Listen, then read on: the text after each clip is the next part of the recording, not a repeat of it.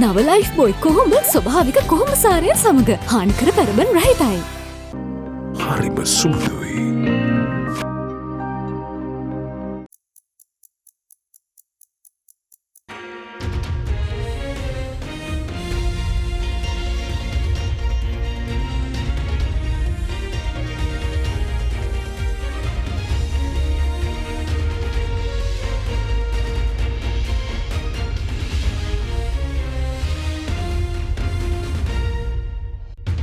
Tonight on First at 9, this Thursday the 9th of February 2023. To devolve or not, independent MP Uday Gammanpilla says that the devolution of power would give rise to new Elam war between the north and the south, while MP of the ITEC Sumantharan calls President's remarks vague in this regard. With regard to the police powers, he merely says there is no change in police powers. So he's left it ambiguous, I suspect deliberately. Every trick. Youth Front of the SLFP says that the government is using every trick in the book to postpone the local government elections. Theory versus reality. Former IMF President Coordinator of Sri Lanka, Dr. Nadimul Haq, says that debt forgiveness is not practical. But the issue is really, why would the world forgive their hard-earned money? While economist Dr. Tissa Jayavira says that Sri Lanka needs to cut down on subsidy handout to make progress. Subsidies, it's happening all over the world, but not to the extent that this country is extending subsidies. උසස් පෙළට පසු qualify වෙමු ඉහළට යමු ජය අරගමු promotion එකට ඊළඟ දාගත්තොත් ඩිග්‍රිය ගොඩ ජාතික වැවිලි කළමනාකරණ ආයතනය NIPM වෙතින් රාජ්‍ය වගකීම සහ ලෝපිළිගත් උපාධියක් තරුණ ඔබට Be smart, be qualified, be recognized with NIPM ජාතික වැවිලි සරසවිය. From AdaDerana, this is AdaDerana First at 9 with Andrew Bernard. Live from Studio 24 in Colombo. A very good evening and welcome to AdaDerana 24's English News. In a top story for tonight, Member of Parliament M.A. Sumantharan pointed out that it is impossible to have maximum devolution of power in a unitary state and highlighted that the President was deliberately ambiguous in the devolution of power of the police in the north. He made these remarks in Parliament today where the President's throne speech was taken up for debate. Meanwhile, adding on to these sentiments, Member of Parliament Uday Gammanpilla said that the devolution of power will also pave the way for the next Elam war.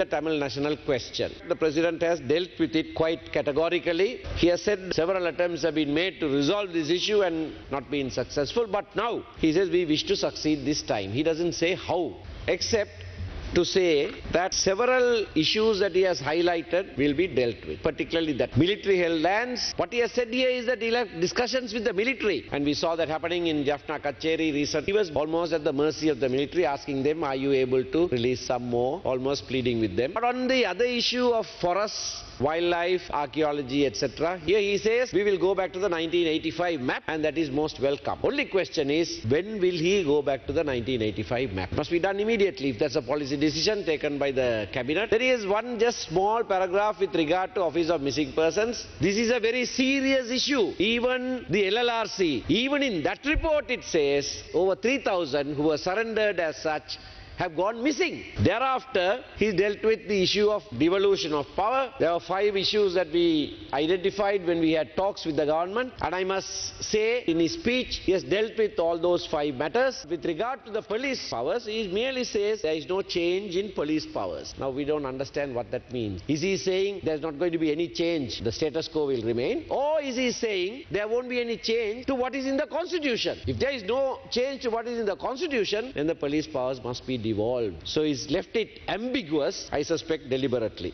He says maximum devolution of power within a unitary state. You cannot have maximum devolution of power within a unitary state. We are not asking for a separation of the country. We are for a united, undivided, even indivisible country. උතුරු පළාතට police බලතල ලැබුණොත් අවිදරණ හමුදාවක් පළාත් සභාවට ලැබෙනවා. පළාත් සභාවේ මහාඇමති ධූරයට පත් වෙන්නේ විග්නේශ්වරන් මහත්තයා වගේ බෙදුම්වාදියෙක් වෙන්න පුළුවන් බොහෝ දුරට. එහෙම වුණොත් අනාගත ඊළාම් යුද්ධය බෙදුම්වාදී යුද්ධය ආරම්භ වෙන්නේ ශ්‍රී ලංකා හමුදාවයි උතුරේ පොලිසියයි අතර. මං හිතන්නේ ඔය ෆෙඩරල් කතාව මේ රටේ සිංහල බෞද්ධ ජනතාව වගේම බෞද්ධ භික්ෂුන් වහන්සේලායි ඒ සෑම කෙනෙක්ම දැඩි ලෙස අවුස්සන කතාවක් ඕක. මම දන්නේ රනිල් වික්‍රමසිංහ මැතිතුමා රටේ මෙච්චර ප්‍රශ්න තියෙන වෙලාවේ දෙකොණ ගිනිගන්න විලක්කුවක් අතට ගත්තේ ඇයි කියලා. උතුරෙන් විශාල වශයෙන් සාකච්ඡා කළා සෑම ජනාධිපතිවරයෙක් සමගම බලපෑම් රාශියක් ආවා. නමුත් ඒ කිසි කෙනෙක් මේකට අත තිබ්බේ නැත්තේ මේ රටේ ස්වාමීන් වහන්සේලා විරුද්ධ වෙන දෙයක් කරන්න කවදාවත් බෑ.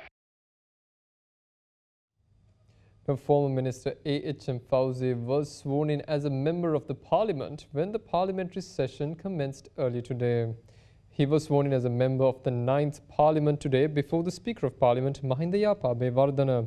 After being sworn in before the Speaker, he signed the member rule, kept in the presence of the Secretary General of Parliament, Dhammika Dasanayaka. Accordingly, Fauzi has been appointed to fill the vacant MP seat following the resignation of Mujibur Rahman from his position as a member of Parliament. Rahman announced his decision to step down as an MP in order to contest for the post of Mayor in Colombo in the upcoming local government election. Fauzi contested in the last parliamentary election from the Colombo district and had obtained a total of 48,701 votes to secure the 7th place in the voting list. However, he failed to enter the parliament as his Samagi Jana Balavegye only managed to secure 6 parliamentary seats in the district.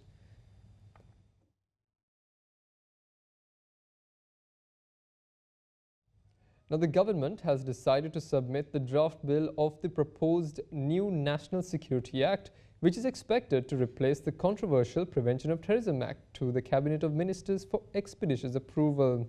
Minister of Justice, Prison Affairs and Constitutional Reforms, Vijayadasa Rajapaksa, has directed the relevant officials to complete the drafting of the bill as soon as possible.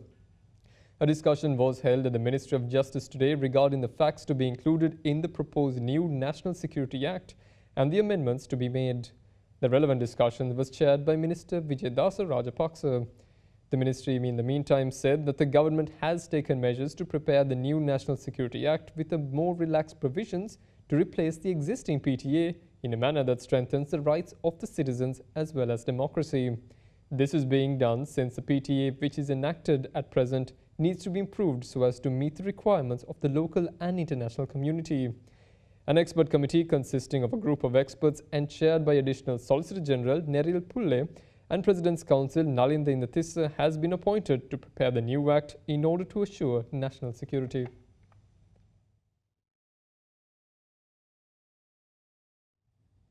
Now, the youth of Sri Lanka's Freedom Party held their second press conference today to express their views of the current economic and political developments.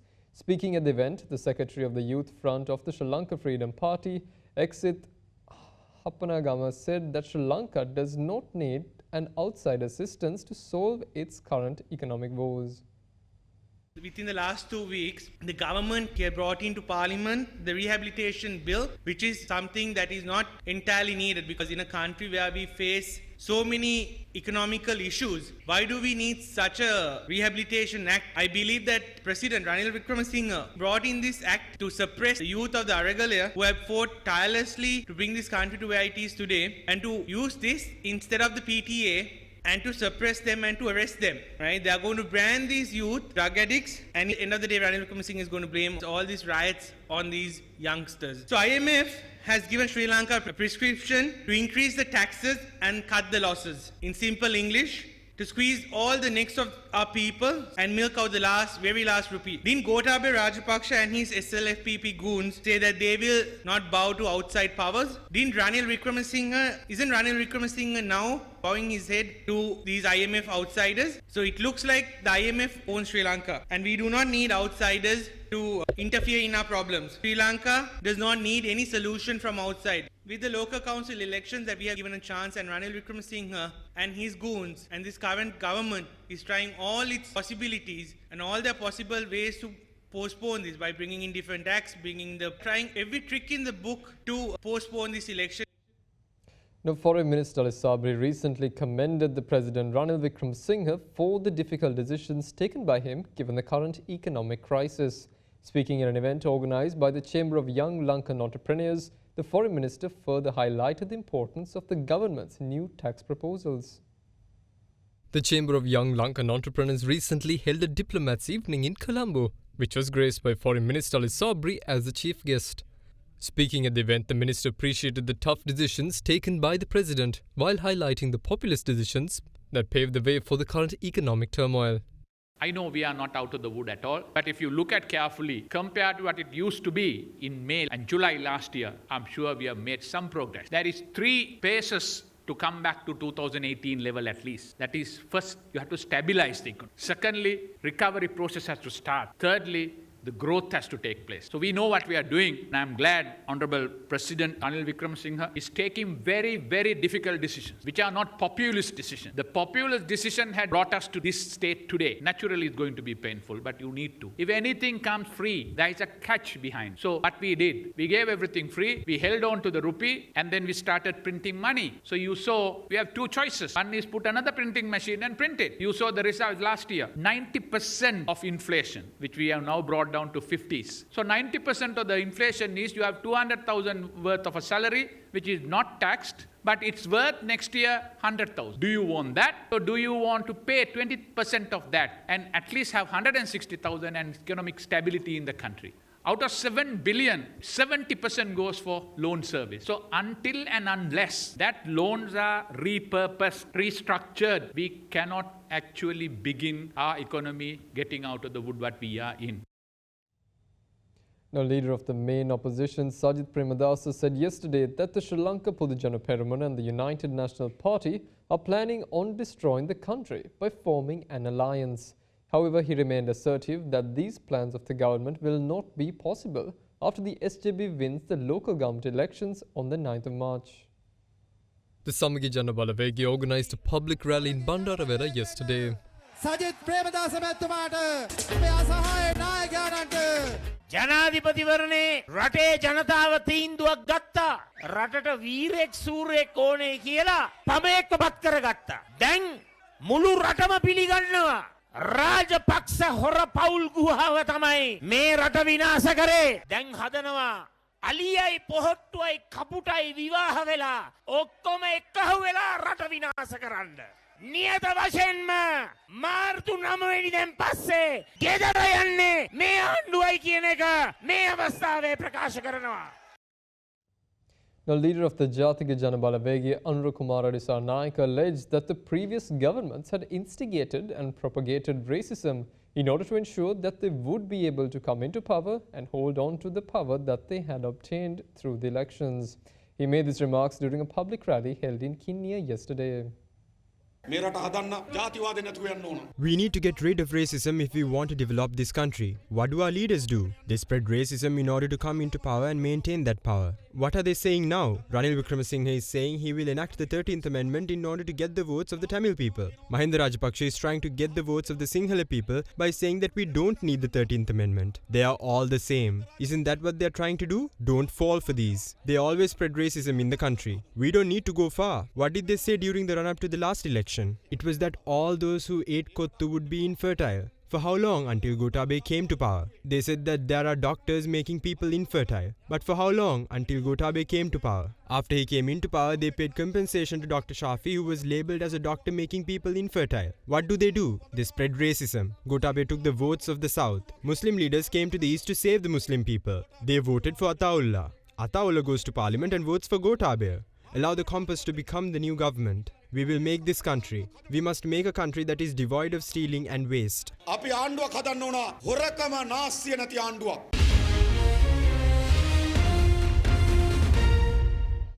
Welcome back. Now, former IMF Resident Coordinator of Sri Lanka, Dr. Nadeemul Haq, said today that even though economic experts like to call for debt forgiveness, it is not something that will be done by countries giving out money generated by their people to countries that have misappropriated such funds. He made these comments while speaking to Indivari Amwata during a panel discussion at Hyde Park on AdaDerana 24. Joining the panel discussion also, economist Dr. Tissa Jayavir added that the Sri Lankan government needs to take steps to ensure efficiency when it plots the way forward for the country and cut down on the number of subsidies given to the public as well. Tell us whether we are on track and whether we have addressed the policy challenges that the IMF has pointed to. You've had 19 fund programs over the last 75 years. We've had a fund program lasts, the effects of it, including the program, lasts roughly about 4 or 5 years. So if you can think about it, we've virtually been in a fund program all our lives, both Sri Lanka and Pakistan. So I think, quite frankly, this chain has to be broken. This addiction has to be broken. We must get out of fund program. I know little about Sri Lanka, but I picked up the fund report and I was reading it just now. You're still struggling with a very large fiscal deficit. You're still struggling with a very large debt position. Your debt position is almost 110, 120% of GDP, which is very large. Your fiscal deficit about 9% of GDP. Your fiscal situation is this, that you pay most of your deficit is spent on salaries and subsidies. Pakistan is in a similar situation. I think there needs to be policy seriousness and serious policy planning and thought. And I find that in my country, Pakistan, this doesn't happen. And I suspect Sri Lanka is also kind of muddling along. We have done enough muddling along in Pakistan. Sri Lanka, as I was reading, issues remain the same. Sri Lankan government still fixes the number of prices. In Pakistan also, they fix a number of prices. Subsidies still go to agriculture and various sectors. I think this is a colonial legacy that we continue to maintain. We have to get over this. We have to have a modern state, a modern place. Year 2023, we must be thinking modern tunes. We must be thinking high-tech. We must be making a government high-tech. We must be making a system high-tech. We must be ready to export. We must be ready to compete in the world. Sri Lanka had an excellent tourism industry. But once again, you got mired by the fact that you went into many political issues. Sri Lanka was supposed to be the Dubai of South Asia, and you missed that boat. Dubai became the Sri Lanka of South Asia. I mean, South Asia, we were bickering, India and Pakistan. Sri Lanka should have been the duty-free and, etc. And it used to be when I was growing up. But now Dubai has taken the mantle. Why? Because people go to Dubai for a holiday in the desert. Why don't they come to Sri Lanka? I think that needs to be examined. Whether the IMF program will lift you out of your problems, no, it won't. IMF program is a band-aid. They will get you some debt restructuring, they'll get you some flows, and they'll ask you to slow down your economy, and you'll have to do all that. Many studies point to the fact that IMF policies cause recession and depression, and several other economists were also talking about debt forgiveness, that debt forgiveness is the only way forward for Sri Lanka. How do you address these concerns? Debt forgiveness. I mean, think about it. If you had given me a loan and I wasted the money, and then I came to you and said, hey, forgive my debt, how would you feel? I think, quite frankly, debt forgiveness is a term that we like to use. But the issue is really, why would the world forgive their hard-earned money? I don't think debt forgiveness happened on very few occasions. And there was never really a full debt forgiveness. It's kind of some write-downs, etc. Sure, some of that can happen. But it requires a large global consensus for that to happen. I don't think you should wait around for debt forgiveness. I don't think it's going to happen. There will be a debt restructuring, and yes, you'll get some relief in there. But look, all the lenders have the right to ask us, what are you going to do to fix your economy? Or is it that, like an addict, you want debt forgiveness so that you can start your addiction again? I think, quite frankly, we are addicted to debt, and we ourselves have to get over this hump. We have a debt problem because we wasted the money. So let's go back and look, where did we waste the money? Here in Sri Lanka, do you think whether we have still a sustainable framework while addressing these challenges we've seen? What more needs to be done? For example, agriculture. There is a shortage of eggs all over the world. 12 eggs in the US, it's about now $1 an egg. We are fighting over eggs to sell it at 50 rupees an egg. Why have that control? Let the egg be available at 50 or 60 or 70 so that the grower will benefit, not the middleman. Then the grower will grow and then bring the price down due to competition. Now, if, for example, so one of the largest economies in the world, the USA, they have what is called public liability. In that country, when people or the farmers grow in excess, the government takes the liability and buys the excess product and gives countries like us or Pakistan or most parts of Africa public liability. But then if you talk of subsidies, it's happening all over the world, but not to the extent that this country is extending subsidies. Where the government should realize is, let the people grow, not have controls. Give them the required seeds, give them the required fertilizers, not free but subsidized so that they produce and pay back. If the system, we have 1.4 million public officials in this country, are they taking their responsibility? Whoever that is responsible for handing out this money to the farmers, taken the responsibility to see that the money goes to the right people. We always highlight this through the media, saying that it has come back. Why did it come back? It's due to the inefficiency of the government system. So that's where we have to look out.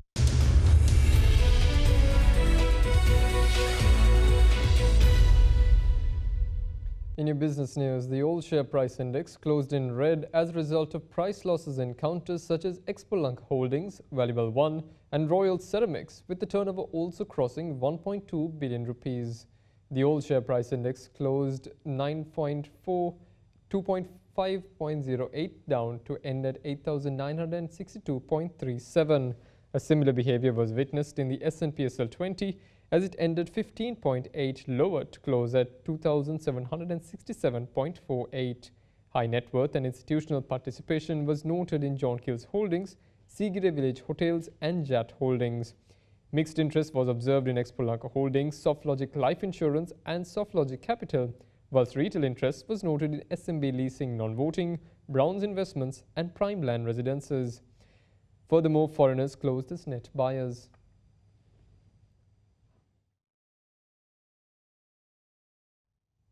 Now let's take a look at how the rupee traded against other major currencies in the world.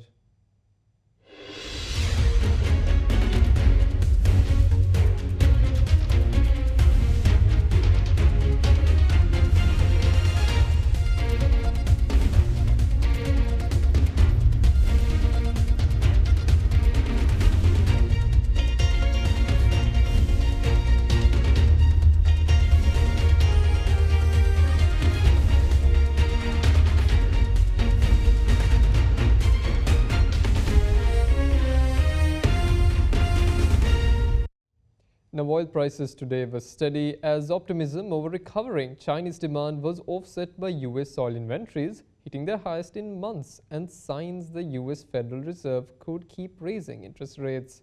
However, recent comments by the Federal Reserve are sending bearish signals across risk assets like oil and equities. Brent crude futures gained 30 cents to $85.39 a barrel, while the US West Texas Intermediate crude futures inched up 26 cents to $78.73 a barrel. Both benchmarks have gained around 7% so far this week. Analysts maintain that recovering Chinese demand and falling inflation was set to support oil prices in the second half of the year. The Energy Information Administration said that crude oil stocks in the United States rose last week to their highest since June 2021, helped by higher production. US gasoline and distillate inventories also rose last week.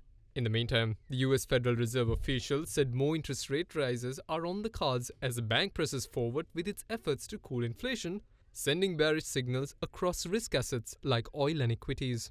However, the prospect of stronger demand from China lent some support to oil prices as the world's second largest oil consumer ended more than 3 years of stringent zero-COVID policy. Brent's front-month loading contract rose to $3 a barrel premium over contracts 6 months out, a market structure called backwardation, which indicates traders seeing tight current supply.